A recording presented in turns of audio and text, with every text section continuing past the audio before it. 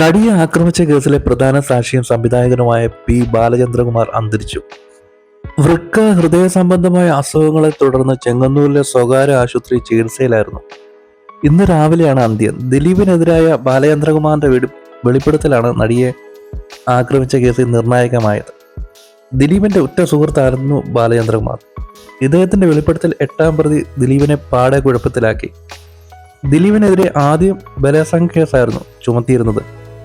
കേസിലെ മുഖ്യപ്രതിയായ പൾസർ സുനിയെ ദിലീപിന്റെ വീട്ടിൽ കണ്ടിരുന്നുവെന്നും നടിയെ ആക്രമിച്ച് പകർത്തിയ ദൃശ്യങ്ങൾ ദിലീപ് വീട്ടിൽ നിന്ന് കണ്ടുവെന്നും അന്വേഷണ ഉദ്യോഗസ്ഥരെ അഭയപ്പെടുത്താൻ ശ്രമിച്ചുവെന്നൊക്കെ ബാലചന്ദ്രകുമാർ മൊഴി നൽകി.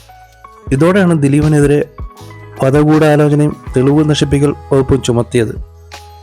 കുറെ കാലമായി വൃക്ക സംബന്ധമായ രോഗത്തെ തുടർന്ന് ചികിത്സയിലായിരുന്നു ബാലചന്ദ്രകുമാർ.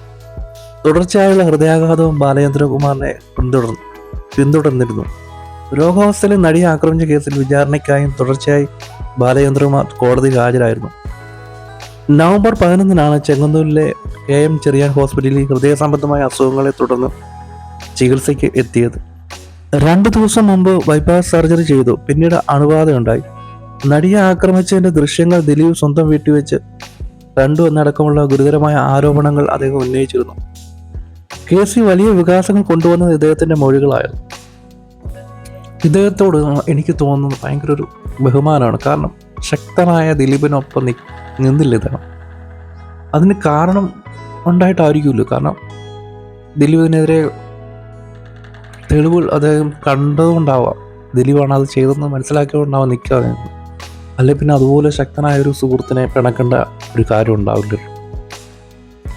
അദ്ദേഹത്തിന് ആ ദിലീപിനോട് നിന്നിരുന്നെങ്കിൽ എന്തെല്ലാം ഗുണങ്ങളുണ്ടാകുമായിരുന്നു, എന്തെല്ലാം കാര്യങ്ങൾ അദ്ദേഹത്തിന് നേടാൻ സാധിക്കുമായിരുന്നു. അതെല്ലാം വേണ്ടെന്ന് വെച്ചത് ചിലപ്പോൾ അദ്ദേഹം ദിലീപാണ് ഇതിൽ പ്രതിയായിട്ടുള്ളതെന്ന് മനസ്സിലാക്കിയിട്ടുണ്ടാവാം. ഇദ്ദേഹത്തിന് ഈ അസുഖം വരുന്നത് തന്നെ ആരോ 1-2 പേര് പെട്ടെന്ന് വന്ന് പരിചയപ്പെട്ടു. അവർ കൊടുത്ത ഭക്ഷണം കഴിച്ചതിന് ശേഷമാണ് ഇദ്ദേഹത്തിൻ്റെ കിഡ്നി ഇതൊക്കെ അസുഖം ആയത്. ഇദ്ദേഹത്തെ ആരും ചതിച്ചതാണ്, ഭക്ഷണത്തിൽ എന്തോ ചേർത്ത് കൊടുത്തതാണ്. അതിലൂടെയാണ് ഇദ്ദേഹം പെട്ടെന്ന് രോഗിയായി തീർന്നത്.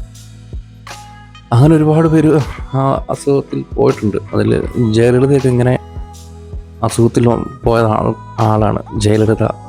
വിജയകാന്തിന് ചിലപ്പോൾ ഇങ്ങനെയൊക്കെ ആയിരിക്കും സംഭവിച്ചിട്ടുണ്ടാകുമെന്ന് ഞാൻ കരുതുന്നു. വിജയകാന്തൊക്കെ പെട്ടെന്ന് രോഗിയായി തീർന്നതും ചിലപ്പോൾ ഇങ്ങനെയുള്ള ശത്രുക്കൾ വന്ന് ഭക്ഷണത്തിൽ ഇവരറിയാതെ കൊടുക്കുന്ന ഓരോ സംഭവങ്ങൾക്കാണ് ഉണ്ടാവും.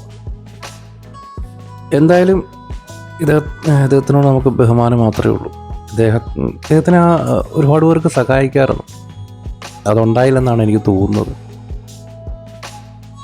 ആരുടെ പേരെടുത്തൊന്നും പറയുന്നില്ല, പക്ഷേ ഒരുപാട് പേർ ഇദ്ദേഹം സഹായിച്ചിട്ടുള്ള ഒരുപാട് പേർക്ക് ഇദ്ദേഹത്തെ സഹായിക്കായിരുന്നു.